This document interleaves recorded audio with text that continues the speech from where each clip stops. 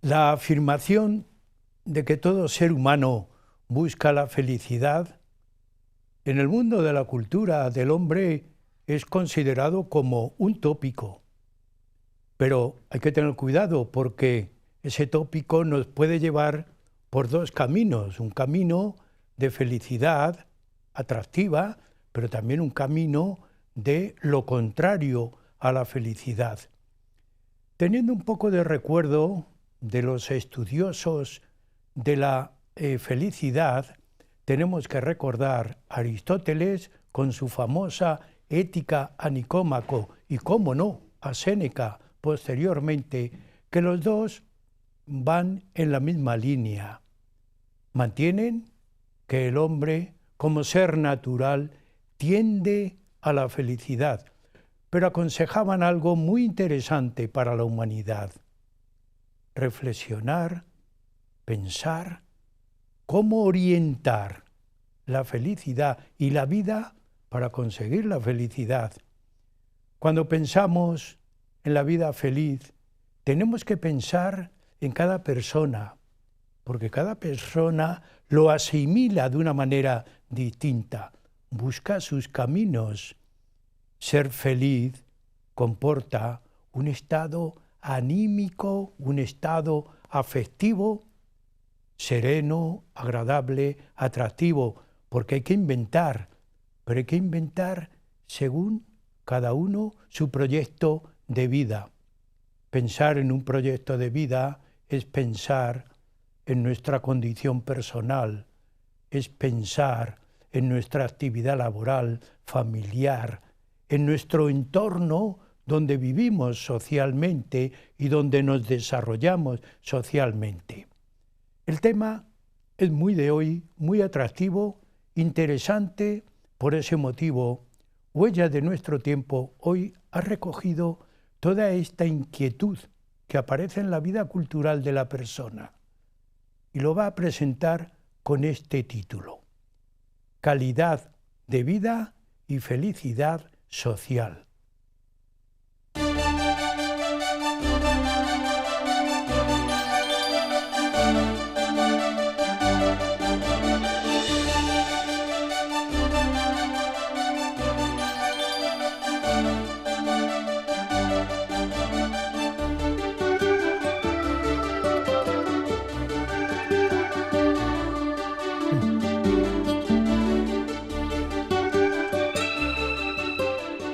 Calidad de vida y felicidad social. Es el tercer programa que presentamos con este título. En el año curso 2003 se hizo el primero, en el 4 y este año en el 2005. Presentamos un trabajo de investigación que un grupo de profesores de la Universidad de Castilla-La Mancha, dirigidos por el catedrático doctor don Víctor Raúl López Ruiz, están trabajando en esta investigación ya en el último periodo de 5 años. Cuando nosotros pensamos en una investigación, no pensamos en una persona, pensamos en un grupo de personas. Sin embargo, hoy tenemos en el estudio no al grupo, sino al director del programa, a don Víctor Raúl López Ruiz, que como siempre le agradecemos y le damos la bienvenida al programa, porque siempre es un privilegio tener de primera mano una investigación. No lo tiene todo el mundo, este privilegio. Así que Víctor Raúl, muchas gracias por haber venido al programa ya por tercer año consecutivo a exponernos pues todo ese trabajo que estáis haciendo y que hoy vamos a divulgar. Así que bienvenido al programa. Muchas gracias, Andrés, por estar aquí y permitirme a ti y a los oyentes del canal diocesano pues ser testigos una vez más de, como tú dices, de una investigación que llevamos ya 5 años y bueno, y de darnos esta oportunidad de divulgar, de hacer transferencia a la sociedad, como siempre has dicho, y con una temática que yo creo que es tan interesante, ¿no? Que es cómo somos ante la sociedad, la calidad de vida, y bueno, si nos reporta felicidad, de qué parte está la sociedad y qué parte al individuo le hace llegar esa felicidad. Bueno, ya son 5 años, como dices, un equipo muy variado, somos casi 20 colaboradores en todo el mundo. Y este año pues hemos hecho una intensificación porque no solo hemos hecho todo el análisis de 2024, sino que también hemos retrotraído todo el histórico desde 2020, que es el año de comienzo. Y bueno, pues tenemos muchas cosas que contar, de las que hablar, y supongo que van a ser interesantes. Lo iremos planteando. Amigos, don Víctor Raúl López Ruiz es doctor en Ciencias Económicas y Empresariales, también es licenciado en Ciencias Políticas y Sociología, catedrático de Economía en la Universidad de Castilla-La Mancha, y es un investigador para mí muy novedoso, porque es en modelación y en tratamientos socioculturales. ¿Es así?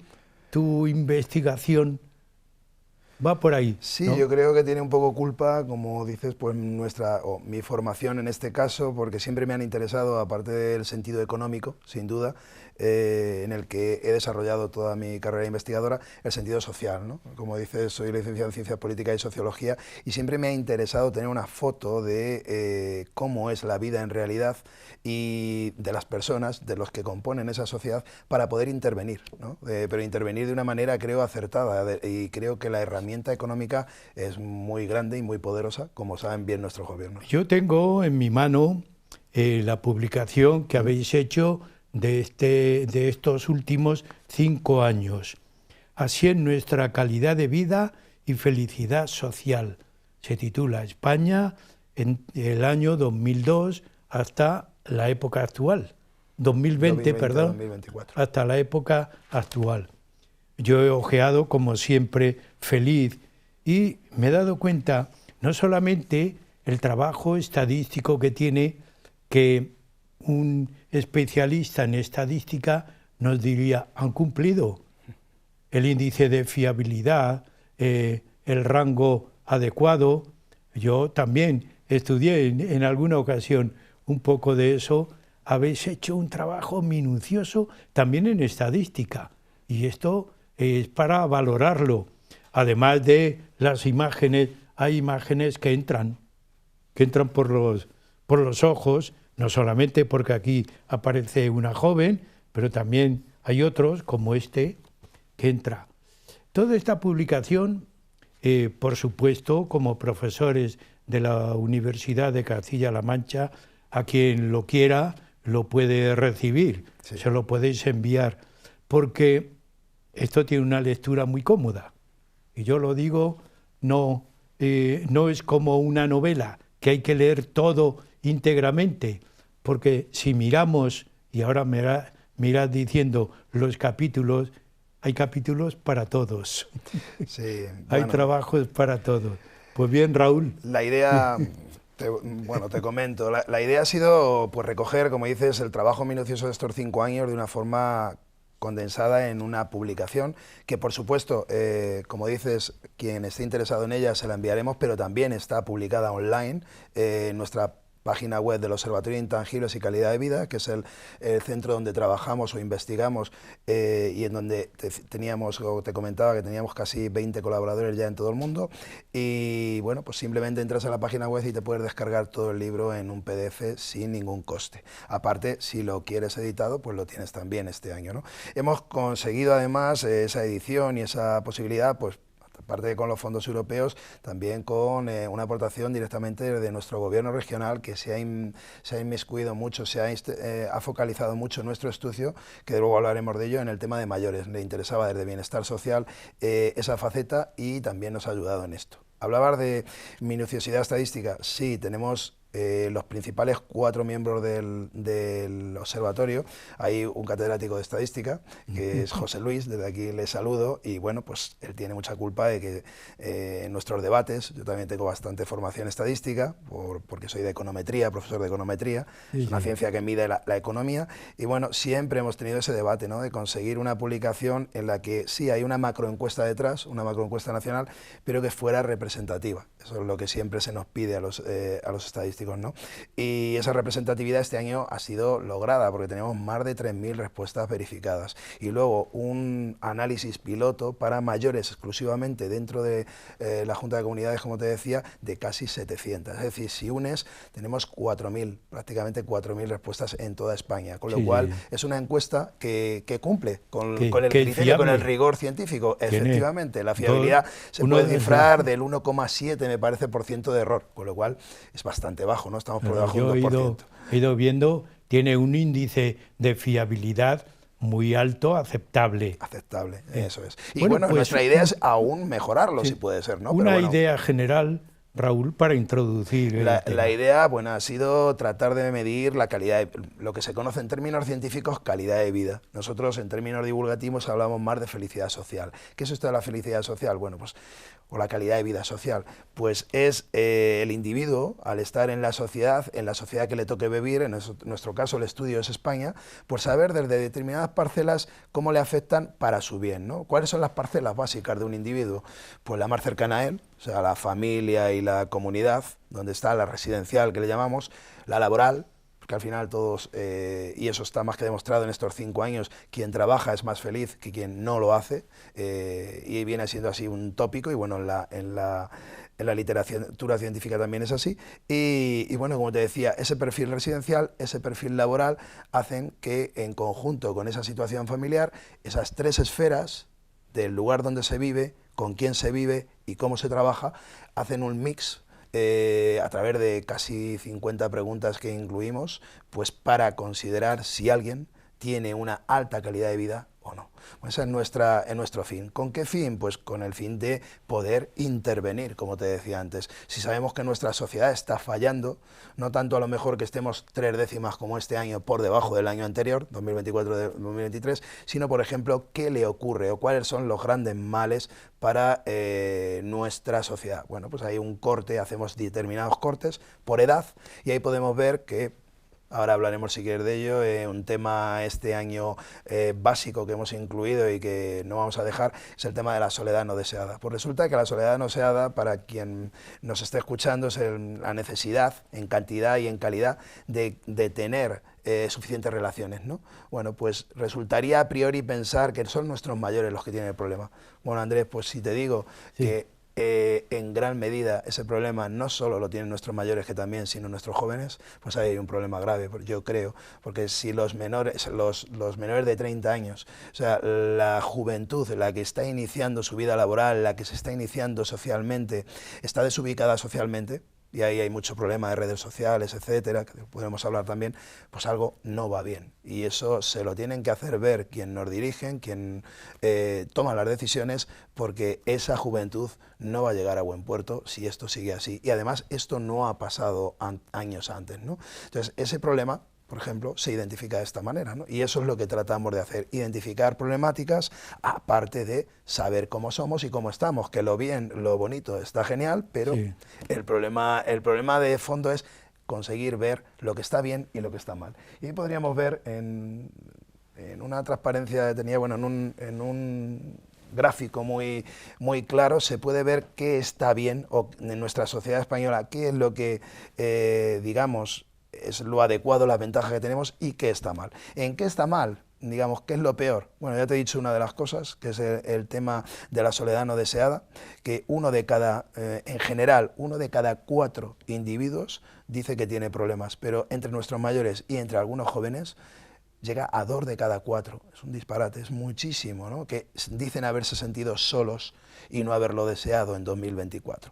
Ahí tenemos un grave problema. Por supuesto hay uno que, bueno, a nadie le va a sorprender, pero que es una problemática, es el gobierno, el tema de la corrupción. Le preocupa a muchísima gente, tanto es así que casi nadie o muy poca gente identifica que se nos esté gobernando bien en general.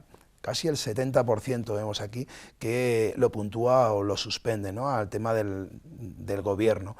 Y luego hay otro problema que está muy de moda estos días y del que estamos oyendo mucho hablar, que es la vivienda. Efectivamente, cada año, desde 2020 que iniciamos con la pandemia este estudio, pues cada vez es peor y ahora estamos en torno al 40% casi, que lo establece como un grave problema, el acceso a la vivienda. Nuestros jóvenes, por supuesto, pero la sociedad es consciente de que hay un verdadero problema, ¿no?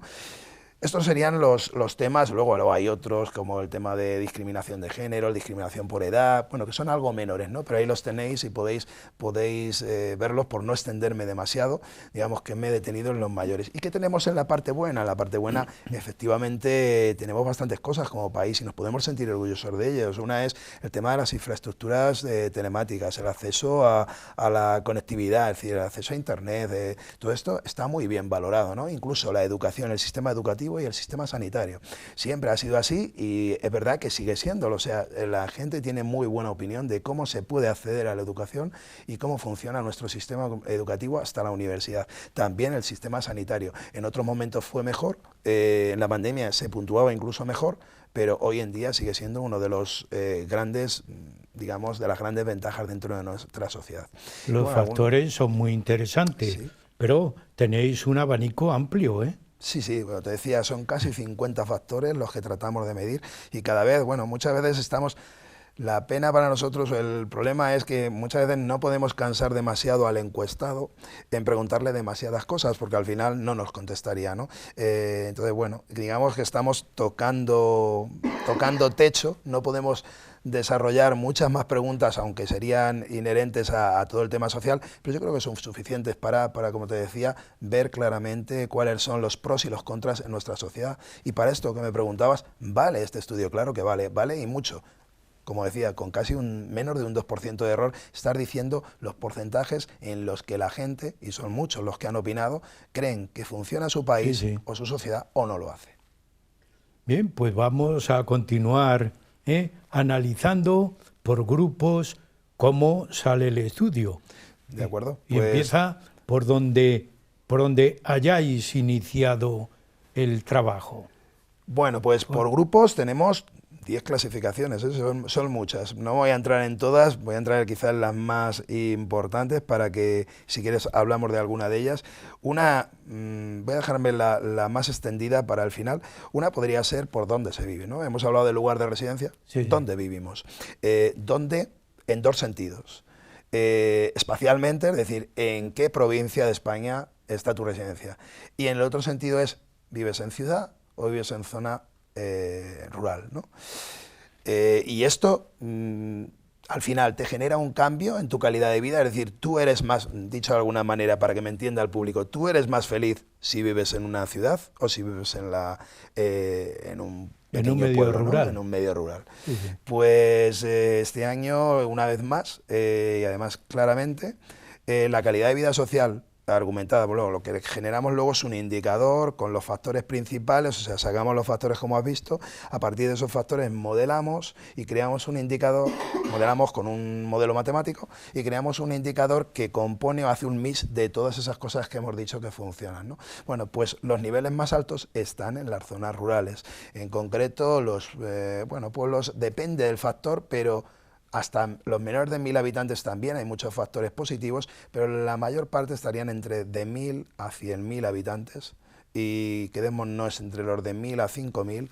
Ahí decir, la gente donde vive... el individuo puede, diríamos, situarse y localizar no solamente lugares, también personas. Claro, claro. Somos una sociedad, no somos un conjunto económico, una sociedad. Y la sociedad se forma de personas, donde se pueden localizar personas, relacionarse. Eso en una entidad más pequeña será más fácil, ¿no? Claro, efectivamente, luego hablaremos si quieres un poco más de los factores, pero esa es la prioridad fundamental en el sentido de la calidad de vida, el sentido de comunidad. he hablado con algunos alcaldes, porque estuvieron en una presentación que hicimos del informe, varios alcaldes representativos, y efectivamente los de los pueblos pequeños decían, es que en mi pueblo hay un sentido de la comunidad muy fuerte, sí, sí. Y efectivamente las personas le dan mucha más importancia cuando viven en el medio rural a la confianza en el vecindario, que le llamamos, la confianza en la comunidad cercana, en la residencia, que otros, ¿no? Y eso les reporta mucha felicidad, créeme, o mucha calidad de vida, ¿no? El estar más seguros porque sus vecinos están preocupados por ellos. Por ejemplo, en los mayores es algo, bueno, es diametralmente opuesto a como es en las personas más jóvenes, ¿no? Ese sentido de comunidad aferra mucho y da mucha calidad de vida. Y como te decía antes, en los municipios, bueno, nosotros en Castilla-La Mancha dirás, ¿cómo salimos? Ahora pasando un poco al tema espacial, porque si has dicho que rural bien, pero no solo rural bien, es que he dicho que en menores de 100.000 habitantes, aquí solo hay una ciudad y queda muy bien parada en el ranking en nuestra Castilla-La Mancha, que tiene más de 100.000 habitantes, que es de donde vengo, Albacete. El resto se queda ahí muy cerquita, pero no lo sobrepasa, ¿no? Entonces, digamos que nuestros 900 y pico municipios en Castilla-La Mancha ¿son felices? Son bastante felices. En indicador de calidad de vida quedamos en la tercera o cuarta posición, dependiendo de si cogemos el ponderado o no, o solo el de felicidad realizada por el encuestado, quedamos en tercera o cuarta posición de 19, porque estamos incluyendo también a las ciudades autónomas, a Ceuta y Melilla. Qué interesante. Estamos muy bien posicionados, son bastante felices los castellano-manchegos. ¿Dónde hay más gente feliz? Dirías, pues Aragón. Aragón es este año, en 2024, en donde se ha visto gente en Zaragoza, en Teruel, en Huesca, son mucho más felices. Aquí tenéis un cuadro resumen que lo deja claro, ¿no? Y bueno, y se barajan, como decía, hasta 7, 8 criterios en este cuadro, pero entiende que son hasta 30 y tantos. Esto es para simplificar los que hacen llegar a esa posición, ¿no? Yo creo que estamos más que bien, ¿no? Como castellano-manchego. ¿Dónde la cosa va peor? Pues depende, va por barrio. Normalmente el norte siempre en España ha estado mejor que aunque se piense que no, la calidad de vida final, y en los estudios que se hacen desde la ONU pasa algo de lo mismo. Normalmente los países que siempre se llevan las primeras posiciones son los del norte, como Finlandia, o como Noruega, o como algún país de este tipo, ¿no? La propia Dinamarca. Es decir, los nórdicos suelen ser los que mejor posicionamiento tienen. Pues en España pasa lo mismo. La zona más, la que mejor considera está, bueno, Aragón es bastante norte, ¿no? Y la zona de la cornisa cantábrica, el Levante queda algo más postergado. Si me hablan de Cataluña, no queda tan bien posicionada. Cataluña tiene continuamente un posicionamiento peor en los rankings de calidad de vida que llevamos ya 5 años desde el observatorio haciendo. Y bueno, luego quedaría la zona centro bastante bien parada. Madrid, a pesar de estar muy concentrada allí la población y tener ese hándicap de ser una zona urbana, es en las zonas urbanas de las mejores consideradas. Insisto, la zona centro está muy bien. Eso sería un poco, grosso modo, y habría mucho de lo que hablar. Es muy interesante. Decir un poco espacialmente dónde está las mejores, o dónde se piensa, o dónde piensa un español que vive mejor, ¿no? Pero en general España, digo, en general, sí, en general. España somos un país que atraemos por nuestro carácter. Sí, estamos hablando de pequeños cambios, Andrés. Estamos hablando de un 7,4 en escala de 1 a 10 este año, el índice ponderado que sacamos de calidad de vida. Es más que notable. Lo único que yo te estoy diciendo luego, donde ese 7,4 se puede llegar a convertir en 8 y pico, o en un 7,9. Bueno, y aquí tenéis también el ranking de por provincias que hemos hecho y hemos introducido este año, porque tenemos información provincial, ¿no? Y ahí, bueno, pues Castilla-La Mancha está bastante bien ubicada. Toledo, provincia de Toledo, donde, bueno, de la que procedo realmente, como sabes, está también por encima de la media, ¿no? Y todas las provincias, a excepción de Guadalajara, nuestras provincias se quedan por encima de la media. Ciudad Real está en el top 10, o sea, digamos que en Ciudad Real se vive muy bien, o así lo demuestran los que allí viven y no lo dicen, ¿no? Pero bueno, que hay una variación, como te decía, estamos en el notable. Es decir, por debajo del 7 hay pocas regiones que se identifiquen, ¿no?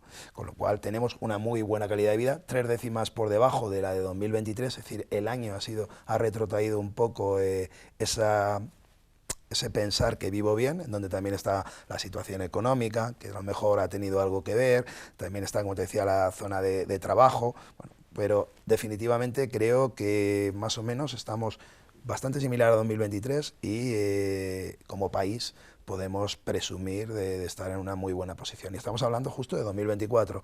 Otra de las innovaciones que tiene nuestro estudio, que habla del dato justo el mes, o sea, es totalmente oportuno, el mes después de que haya sucedido. Tenemos que esperar en la ONU casi 2 años a que nos digan qué ha pasado en 2024, en el informe que se hace de calidad de vida desde Naciones Unidas. Nosotros, bueno, pegamos un trabajo bastante interesante desde octubre a diciembre para conseguir tener todos los datos y que el año acabe justo con el dato final, en este caso 2024. No, es muy completo, interesante, pero es curioso cómo el clima, el lugar donde vivo, el desplazamiento.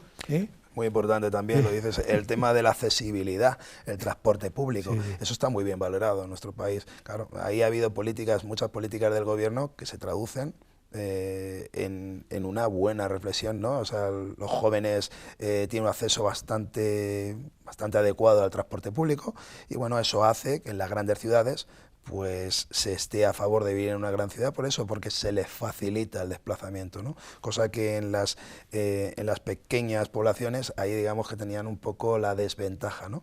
Porque el transporte público muchas veces no llega o no hace una buena comunicación con las ciudades grandes donde se trabaja, ¿no? Pero bueno, digamos que claro que se tiene en cuenta también y que creo que es uno de los factores fundamentales, como después tendremos ocasión de ver. Hemos planteado muy bien el tema. Tenemos mucho que hablar porque hay mucho contenido.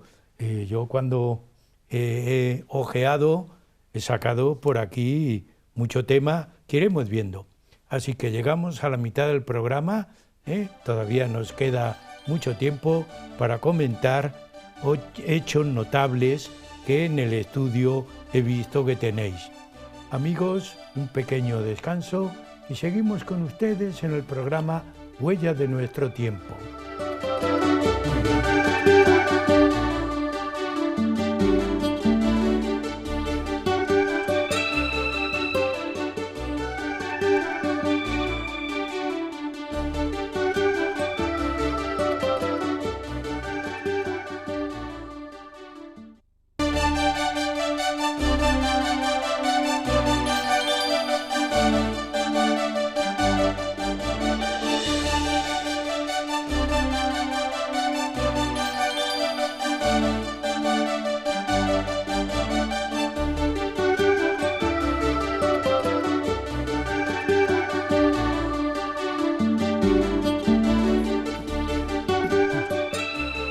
Calidad de vida y felicidad social son dos términos tan atractivos que tienen que ir hermanados y juntos. Porque cuando hablamos de calidad de vida estamos hablando de comportamiento humano. Cuando hablamos de felicidad social estamos hablando de logros conseguidos en la sociedad. Por ese motivo estamos hoy tratando este tema. Y tenemos, como siempre, al especialista, en este caso, don Víctor Raúl López Ruiz, que nos ha expuesto en la primera parte del programa cuál es la calidad de vida en los territorios españoles, estudio que están realizando, dirigidos por él, un grupo de profesores de la Universidad de Castilla-La Mancha. Nos ha hablado de lugares, nos ha hablado de empleo, nos ha hablado fundamentalmente de estímulos para vivir. Pues vamos a continuar con esa idea. Para reiniciar esta segunda parte, recordatorio, ¿en qué lugares se vive mejor? Habéis tratado, habéis logrado con vuestro estudio determinar en qué lugares se vive mejor. Pues como decíamos, sobre todo más que lugar, que sí, luego está la preponderancia de norte-sur, voy a quedarme con el tema de ruralidad versus urbano. En todas aquellas pequeñas poblaciones y que además no sean, o sea, sean con la suficiente entidad como para tener un rango comunitario, es decir, en torno de 1000 habitantes a 100.000, digamos que se ve claramente, aquí veis la gráfica, cómo los principales factores serían claramente o estarían por encima en esos casos. Es decir, todo lo que es pues en Castilla-La Mancha, digamos que es prácticamente la totalidad de su territorio, ¿no? Y bueno, pues en toda España igual, de la misma manera. En los municipios medianos, digamos, en torno a 5.000, 6.000, 10.000 habitantes, digamos que es donde estaría la situación ideal, ¿no? Y si están cerca de la capital o del centro, digamos, que monopoliza de alguna manera los principales servicios, pues estaríamos en el sitio ideal para vivir. Después, vamos a ver, yo creo que podemos ver otro de los más interesantes clasificaciones de las que podemos hablar, que es la de edad, si te parece. He comentado en algún momento cómo el tema de soledad no deseada era diferente, ¿no? Pero en términos de felicidad también somos diferentes. El estudio comienza por temas de tratamiento de datos con la mayoría de edad, a partir de 18 años, y no acaba, es hasta que haya alguien vida. Que, pues, hasta que haya vida, ¿no? Entonces hacemos primer bloque, que sería 18-19 años, y luego de 10 en 10 hasta los mayores de 70, que los tratamos ya como mayores, y bueno, de esta manera también volvemos a la fiabilidad en el reparto, ¿no? Y aquí estáis viendo fundamentalmente la gráfica, bueno, cómo la cosa va por barrios. ¿Dónde se centra fundamentalmente los mayores cotas de felicidad? Pues en el entorno de los 45 a 55 años, lo que seríamos los baby boomers, los que nacimos en aquel momento de altas tasas de natalidad. Digamos que ahí es donde más tienes el tope de muchos de los factores en cuanto a felicidad. ¿Y cómo va la situación? Pues de ahí en adelante no va tan mal como de ahí hacia atrás. Esto es normal también, porque el entrar en una sociedad, el hacerte parte de ella, al individuo, le cuesta mucho más en su juventud, ¿no? Y le cuesta por determinadas cosas, fundamentalmente la esfera laboral, no tiene un buen puesto de trabajo, está iniciándose, no tiene una buena situación económica, y todo esto le hace sentirse peor dentro de la sociedad, ¿no? Pero como decía antes, también en algunos casos algo falla, porque también le hace sentirse solo. Ahí es donde creo que tenemos el problema. En Castilla-La Mancha, de la misma manera, pero si veis que esto que se está viendo es en nuestra región, vemos que los jóvenes todavía tienen niveles más bajos que en el resto de España en cuanto a felicidad o a situaciones de soledad no admitida. Es decir, vemos cómo esas situaciones en inicio, situaciones vitales, situaciones familiares, etcétera, pues están peor. Yo creo que es algo que se arrastra desde la pandemia. Le fue peor a nuestros jóvenes y bueno, pero es algo genérico para todos. Nuestros mayores también están más preocupados por el tema de la pandemia que en el resto del país. Más que la pandemia hoy en día son cualquier tipo de enfermedad infectocontagiosa, como cualquier gripe, para que se entienda, que en el resto, pero digamos que son más felices, ¿no? ¿Cuál es la diferencia? Aparte del corte que estamos viendo, bastante similar en algunas cuestiones, no en la situación económica o en la situación de la pandemia, como he dicho, ¿cuál es el principal problema que hemos detectado? Bueno, pues cuando hemos entrado a hablar de los principales factores. Vamos a hablar primero de todos los factores que determinan que seamos felices, y luego veremos cómo en algunos casos, en el de los jóvenes, pues la situación, o en el de los mayores, la situación no va igual o no se atiende de la misma manera. ¿Cuáles son los principales factores? Bueno, un año más está claro que el individuo, y esto yo creo que no tiene vuelta de hoja, hay muchos estudios en este sentido, hay una de las esferas que es fundamental. Primero, nosotros conseguimos saber cuánto da la sociedad al individuo. 2/3 partes, para que se entienda. Es decir, si tú pudieras dividir en un pastel, como se ve aquí, qué parte va a felicidad social y qué parte es propia a tu individuo, inherente a ti mismo, digamos que 2/3 te lo da la sociedad hoy en día. El otro corre de tu cuenta, ¿no? Y en esos 2/3, que es en los que entramos, en el de la sociedad, el otro es la espiritualidad, el individuo como tal, o sea, cómo se mueve, cuáles son sus relaciones. Ahí no vamos a entrar, en una encuesta no se puede determinar, lo que vemos es el agregado, ¿no? Bueno, en la parte social, ¿cuáles son los principales? Un año más, indudablemente, la situación familiar. Esto es fundamental, es en torno al 30% para cualquier español, si le va bien y si está bien los más cercanos a él, su entorno familiar, pues todo va bien. Y luego, si ponemos el otro cachito, al que se ve el siguiente, que es el otro 10%, dirán que es pues el tema de la comunidad del que hablábamos antes, ¿no? El tema de la vecindad, de los más cercanos, estos que son muchas veces las amistades, los cercanos, los que son como familia, para que se me entienda, ¿no? Bueno, pues eso da casi más de otro 10%. Es decir, con esas dos solas cosas tenemos el 40% de nuestra felicidad garantizada. Luego hay otras determinantes, que son las típicas, digamos, las economicistas. Sí, está bien, yo soy de económicas, como te digo, no da la felicidad, pero ayuda, efectivamente, una buena situación económica ayuda a ser feliz, pero no es lo fundamental, ¿no? Más que una buena situación económica, que muchas veces va parejo, es tener una buena situación laboral y estar reconocido en esa situación laboral. Es decir, para que se me entienda, pues alguno de mis alumnos, con todos los respetos, si acaba poniendo hamburguesas en su vida en un McDonald's, es decir, en una hamburguesería, no es para lo que ha estudiado ni se va a sentir bien, ¿no? Eso le va a traer una infelicidad. Gana un sueldo, sí, le permite vivir, pero al final es infeliz porque no se encuentra realizado, ¿no? Bueno, pues eso da más felicidad o da más calidad de vida que el hecho de tener un sueldo, aunque fuera de un sueldo medio de 2.000 euros al mes. Sí. Da más lo otro, ¿no? Está reconocido. Y esos son los principales factores. Luego, por supuesto, está el acceso. Bueno, hay otro importante que quiero detenerme también, que es el tema de la sostenibilidad.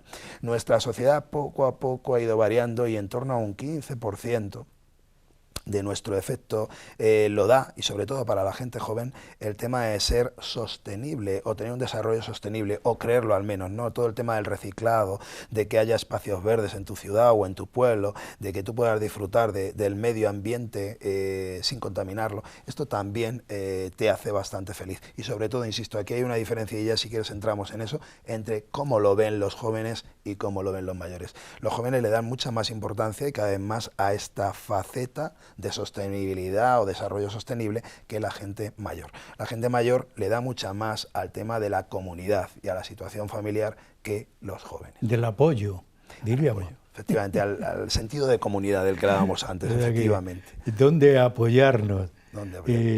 Estás tocando todos los factores y temas importantes, pero nos queda concretar fundamentalmente en algunos factores más concretos.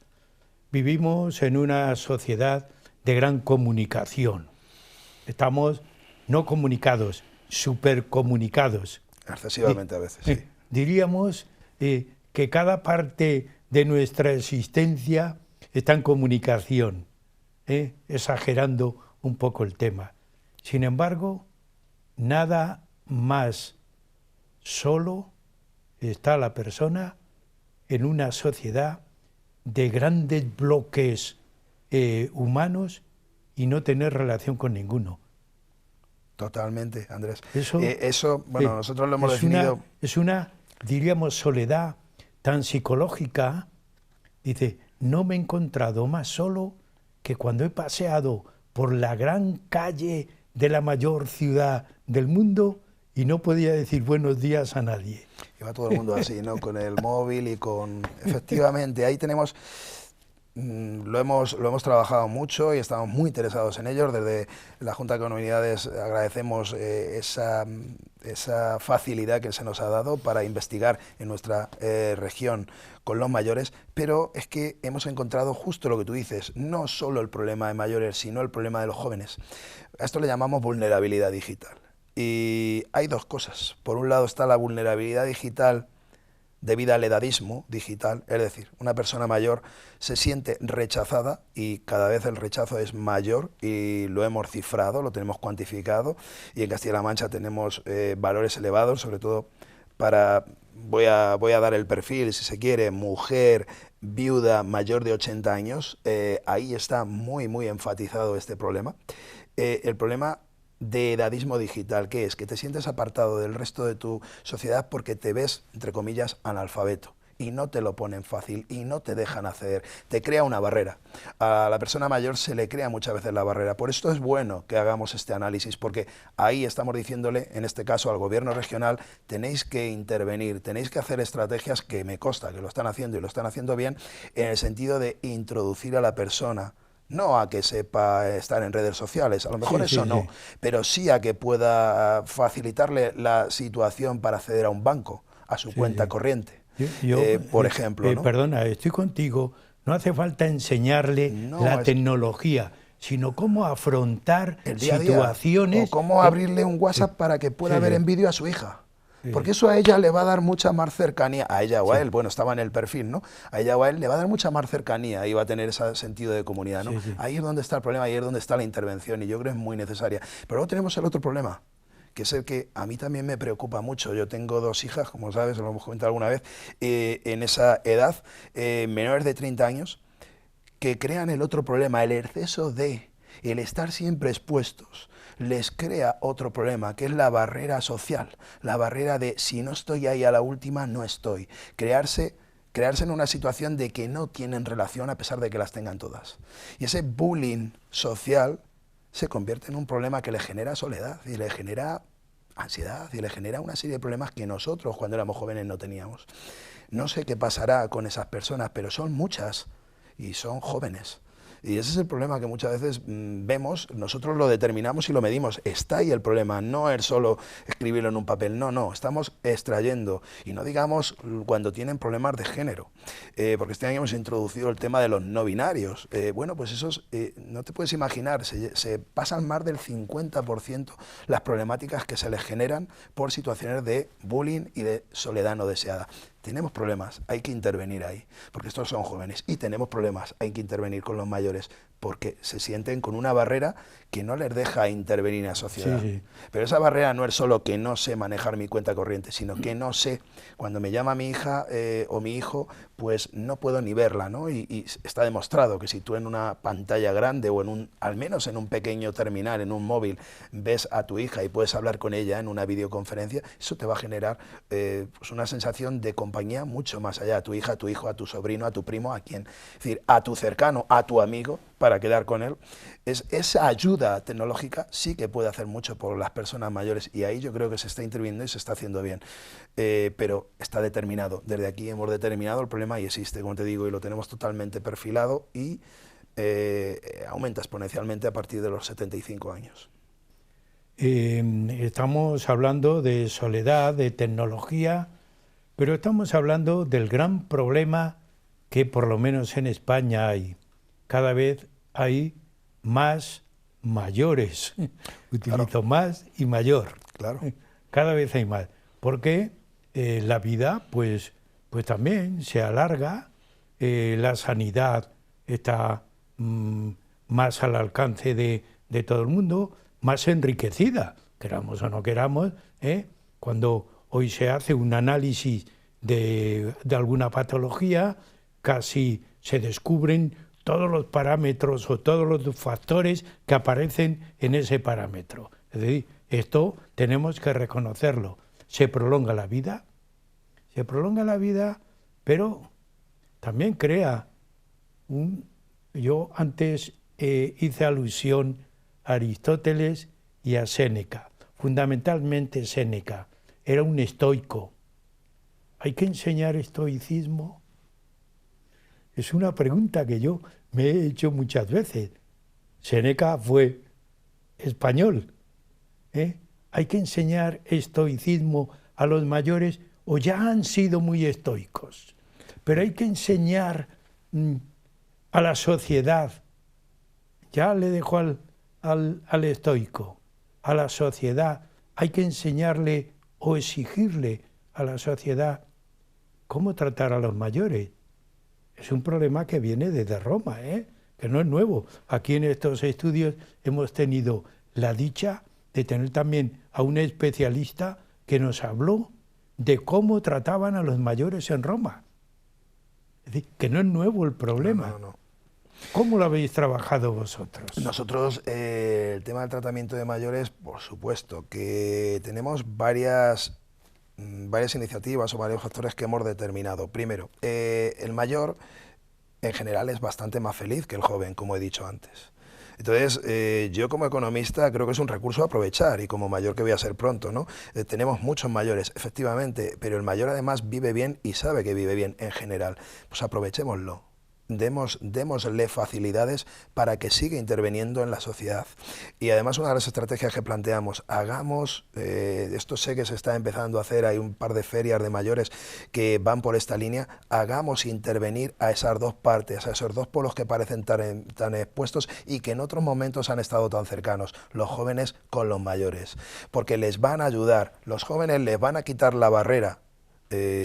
Yo pienso, le van a quitar esa barrera de la que hablábamos de la tecnología, pero es que a los mayores les van a decir que todo no es estar en internet y estar expuestos continuamente, les van a enseñar a socializar de otra manera. Entonces yo creo que hacer encuentros intergeneracionales, en eso nos ayudarían mucho los mayores, totalmente, porque nos generarían una muy buena forma, una sociedad muy saludable. Esa es una de las estrategias que planteamos como observatorio, ¿no? Que se intervenga desde el Estado, desde los gobiernos regionales, para que esas medidas de bienestar social vayan encaminadas también al encuentro entre esas dos generaciones. Por supuesto, las otras que se hacen también, que es motivar al mayor para todos, desde que pueda trabajar más tiempo, si lo quiere hacer, hasta que pueda intervenir de muchas maneras en nuestra sociedad. Por ejemplo, el tema del turismo. El tema del turismo se ha trabajado sobre él y nosotros lo hacemos, ¿no? El tema del turismo es una apertura para que el mayor se relacione, conozca más y que además se sienta más feliz, ¿no? El desarrollar el turismo. Además, el turismo cultural, que es el que preferiblemente, cuando se habla en términos de qué mejora la calidad de vida, curiosamente no es el turismo de playa, sino el de conocer, como tú bien decías antes, el de ver nuevas cosas, ver nuevas culturas, aunque sean dentro de tu país, ¿no? Bueno, pues en este tipo de intervenciones seguro que vamos a tener muchos beneficios como sociedad si se sigue interviniendo en mejorar esa capacidad, pues con lecturas desde las antiguas políticas que se hacían desde el inserso, ¿no? Aquello de los viajes, ¿no? Bueno, pues en eso que se siga actuando. Hemos cambiado, somos otro tipo de mayores. A lo mejor seguimos teniendo dificultades en tema digital, algunos de nosotros o algunos de los mayores, pero también hay otro perfil de mayor que llega y que ya está ahí, es el que tiene más de 60, entre 60 y 70 años, que precisa de esas actuaciones y que las ve bien, ¿no? Todas las que te digo, y sobre todo, ya digo, insisto, nosotros abogamos por el desarrollo entre generaciones, el desarrollo social entre generaciones. Creemos que poner, bueno, no digo nietos con abuelos, que esto es lo típico, ¿no? Sino poner a la gente joven a explicarle cómo vivir a los mayores, o en el tema de vivienda, por ejemplo, ¿no? Que puedan compartir pisos con la gente mayor, con gente joven, y de esa manera, o sea, actuaciones de ese tipo que faciliten, primero, que el mayor se vea acompañado, se vea integrado, y que el joven vea otra forma de relación social. Todo este tipo de actuaciones creemos que es por donde tiene que ir nuestra sociedad para mejorar en esos dos polos que hemos dicho, que es donde previsiblemente tenemos un problema de sociedad. Fue un tema importante y se mantiene la Universidad de Mayores. Por supuesto, es otra de las intervenciones que hay y que, bueno, nuestra Universidad de Castilla-La Mancha funciona y funciona bien. Y ya lleva muchos años. Otro de los acicates que tenemos dentro del gobierno regional que se hace y que creo que se hace muy bien, ¿no? Ese tipo de actuaciones creo que son por las donde tiene que ir, más allá de darle un curso de WhatsApp, para que se me entienda. Claro, y que se pueden dar... Que se pueden hacer cosas de estos tipos, pero no darle un curso para que sea especialista en... No. Que sepa en el día a día que tiene una herramienta que le va a facilitar. No le va a poner justo, porque mucha gente lo ve como algo que le va a hacer una barrera, que le va a hacer no comunicarse. Prefiere hablar con alguien a que me lo diga un teléfono porque no lo entiendo, ¿no? Pues que lo llegue a entender, que hay situaciones tecnológicas muy sencillas, muy simples y que le van a ayudar seguro, ¿no? Pues en eso. ¿Y quién mejor que se lo contara que muchos jóvenes, que son los grandes especialistas, los digitales, ¿no? Porque al joven también le va a venir muy bien hablar con esa persona mayor y saber cómo debe relacionarse, y que todo no es una postura o un selfie delante de un terminal, ¿no? Y que si no sale bien o no tiene 100.000 likes, la vida sigue y no pasa nada, ¿no? Seguramente que no vas a ser socialmente la mejor persona o el mejor individuo por solo tener 100.000 likes. Esa es un poco la idea, Andrés. El trabajo es muy completo, interesante, y estaríamos hablando aquí mucho tiempo, mucho tiempo. Yo veo en el final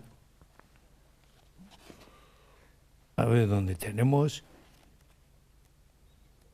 Capítulo 6, a lo mejor, el tema de los mayores, ¿no? Sí. El tema de los mayores, las políticas y estrategias... Esto es lo que... Efectivamente. Estas son algunas de las estrategias que determinamos, Sí. fundamentalmente transformación digital inclusiva, de la que hemos hablado, ¿vale? La concienciación social e integración también hemos hablado de ella, el tema de unir a jóvenes con mayores, ¿no? Y bueno, pues hay otras cuestiones como la reforma del sistema de pensiones, que son más economicistas, porque hay que hacer una reforma para garantizar que sea un derecho y que sea digna esa forma de recibir una pensión. Ponéis bueno, 10, damos una serie, sí, hacemos un decálogo. Un decálogo, al final. Sí, es un decálogo que podrían ser con toda la efectivas intención. y clave, decir, para mejorar la problemática analizada. Reforma del sistema de pensiones. Pero bueno, hay más cosas. Sí, hay... Por ejemplo, a mí me fomento de la vida activa y saludable. Desarrollo de infraestructuras accesibles. Accesibilidad. El apoyo a cuidadores. Eso es muy interesante. Promoción de la inclusión social. El mayor no es un ser inservible. Efectivamente, es lo que decía, es integral. Eso, porque... y vosotros habéis trabajado crear programas y actividades que fomenten la participación social y prevengan el aislamiento de las personas mayores. Y que mejor, como te decía, de incluir ahí a la gente joven, como te comentaba, ¿no? en esa facilidad, sea por políticas de vivienda. Hay muchas formas de responder a problemáticas actuales que veíamos que nos identificaban, que seguro que mejorarían nuestra visualización del gobierno y que mejorarían algunas cuestiones como el precio de vivienda, como te he dicho. Situaciones de ese tipo seguro que nos beneficiarían por sociedad, no solo socialmente, sino económicamente, muchas de las que hay aquí. Hay algo, el punto número 8, ¿sí? No quiero leerlo, lo vas a leer tú, que este sería un mensaje que enviaríamos al sistema político, yo no digo al político concreto, al sistema político en general. Sí, las mejoras en tramitación, sobre todo por el tema de la dependencia. Aquí somos pioneros en nuestra región con la ley de dependencia, pero luego es cierto que hay procesos que enfarragan mucho y que a la gente mayor, además, bueno, en general, la burocracia en nuestro país sigue siendo una asignatura pendiente, pero que muchas veces a las personas mayores, pues cuando no hay el mismo tiempo, digámoslo así, el tiempo relativo, y no tenemos los mismos tiempos y plazos, debería mirarse y mejorarse. Me consta que se está haciendo, pero trabajo en ese camino, pero que todo lo que se haga por ahí sería para ayudar. Aquí, con estas 10 preguntas, que no las vamos a leer, tendría cualquier gobierno, no decimos cualquier político, gobierno, porque el político puede ser un señor que se dedique a mirar a las estrellas. Digo gobierno, sí, porque gobierno, es el político activo, haciendo... Aquí tendría... Normalmente estos serían los gobiernos regionales, además, porque competencialmente en nuestro país... que esto la universidad lo enviara al gobierno competente para que lo lean y también piensa en una cosa, que muchas veces decimos, bueno, ¿y para qué tanta universidad? No, es que la universidad está estudiando. Bueno, eso es lo que por ahí hemos empezado. Estamos investigando con un fin social directamente, claro, y de intervención. Ese es el sentido de nuestra investigación aplicada. Así es. Sí, así la he entendido siempre y así la seguiré entendiendo, porque yo no soy de aquellos de estar en un despacho metido sin ver el día a día y poder ayudar, ¿no? Quizá mi vocación social o la del observatorio en completo, porque hablo por... voy a nombrar por Nuria, por Domingo, por Sonia, hablo por todos ellos, y José Luis, como he dicho antes, pues es nuestra vocación. No estar solo en un despacho o dando clase, que también, sino estar en el día a día e intervenir de aquella manera con lo que sabemos, con lo que nos dicen los datos y lo que decís vosotros, lo que dice la gente cuando volvamos a hacer la encuesta este año y volvamos a decir cómo va todo y compararlo con cómo iba en otro momento, ¿no? Pues ese es el gran mensaje que termina el programa. Además de mi agradecimiento por haberme permitido que lea este estudio, que va en consonancia con lo que puede ser un ciudadano y es un ciudadano, y cualquier estudioso todavía aclara más su concepto de la vida, de la felicidad y de la relación de las personas. Así que, Raúl, hasta el próximo programa. Pues habrá, seguramente, sí, con vuestro que Dios permiso. nos dé un poquito de ese bienestar social que necesitamos. Yo no he dicho salud, bienestar social para que necesitamos para poder continuar nosotros exponiendo vuestro trabajo también a través del programa Huellas de Nuestro Tiempo. Permíteme, Andrés, que os agradezca siempre desde la universidad que abrís esta gran ventana al público, y desde nuestro Observatorio de Intangibles y Calidad de Vida, por supuesto, que si el bienestar social nos deja, que pienso que sí, pues aquí estaremos cuando tú o cuando vosotros lo dispongáis. Gracias, pues de verdad. Hasta el próximo programa. Y también a ustedes, como siempre, yo les animo a que sigan Huellas de Nuestro Tiempo. Ya ven que cada semana un nuevo tema, y más que nuevo tema, una nueva inquietud. Pues hasta el próximo programa.